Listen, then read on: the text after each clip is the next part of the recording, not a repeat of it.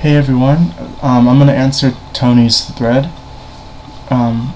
Wonderful questions, and I love his threads. I think I love everyone's thread questions, but I just think that his threads are the most bring out the most personal answers to people. I look forward to answering myself and watching the response videos.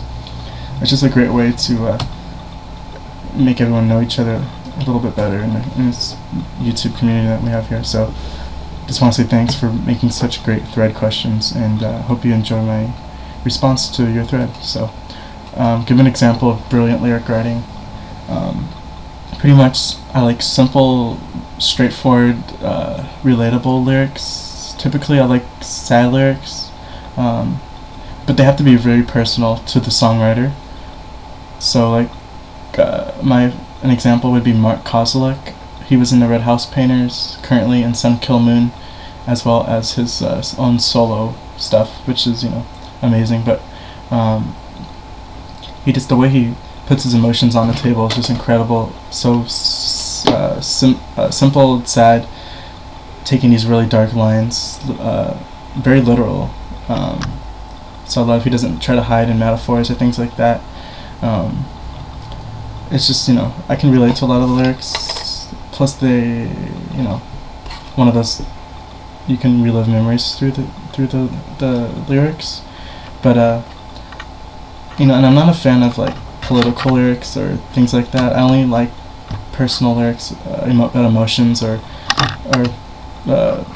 death or relationships or happy lyrics if they're personal to you. But yeah, so it has to be lyrics that put their emotions on the table. There is some other examples would be let's see, Nick Drake, Ian Curtis, Ben Gibbard, Billy Corgan. Although he kind of gets into poetry, some of his lines are kind of too poetic. They don't make any sense. I think he's just trying to be kind of make an image for us instead of actually meaning something. But that's just my opinion. But yeah, that's my opinion on that, on lyric writing.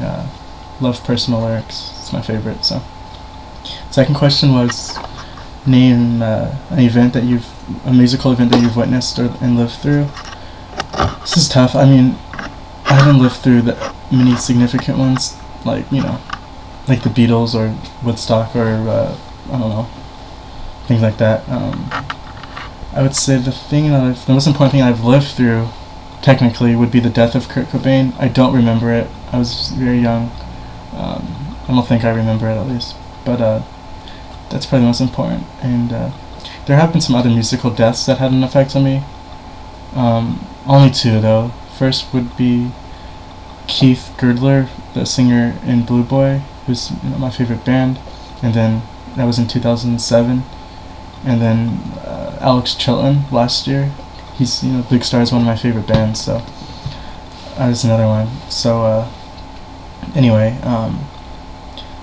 the one that I've kind of witnessed, this is another tough one.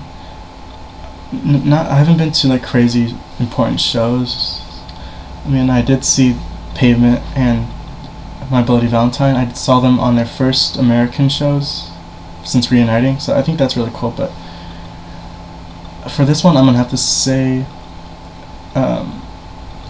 being a huge Smashing Pumpkins fan, kind of witnessing the reunion and anticipating it. I've gone through a lot of Smashing Pumpkin phases, starting since elementary school, and I had one in junior high and then in high school.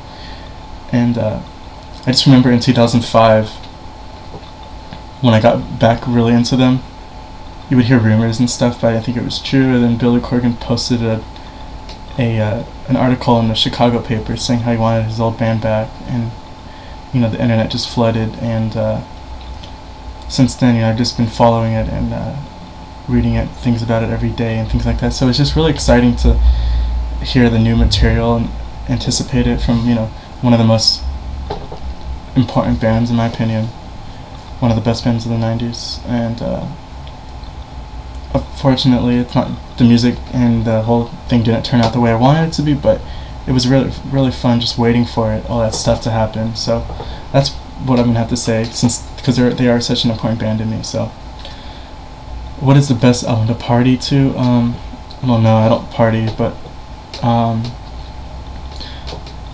from a consensus, people can always agree on The Smiths, The Cure, Depeche Mode, and New Order. That's what I've found. So anything like that, some poppy 80s music.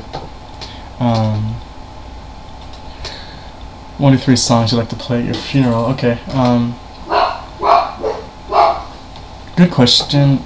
I'm gonna go for more of a soundtrack, more of a kind of a flowing thing rather than just a. Let me close my door.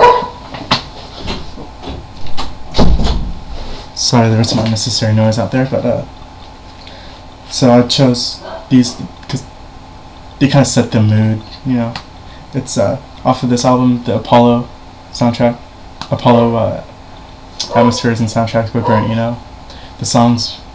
I always pictured it kind of opening with an ending Ascent, and then somewhere along the line, Always Returning, which is, I think that's the most beautiful song ever composed, one of them at least. And maybe Deep Blue Day, I was thinking that. Then for actual songs, I was thinking For Martha by the Smashing Pumpkins, because it's kind of about, it's about death, and I don't know, the lyrics kind of fit well, but if you have a significant other or something, but so that's what I would say. This beautiful ambient music, if there had to be one though. And if you woke up tomorrow and it's gone, what would I do? I would just start buying my favorites that I had. I would start over. I mean, I'd be so upset and be crying and stuff, but I mean, you have to start over. I wouldn't take up some new hobby. I mean, I don't know what I would do, so yeah.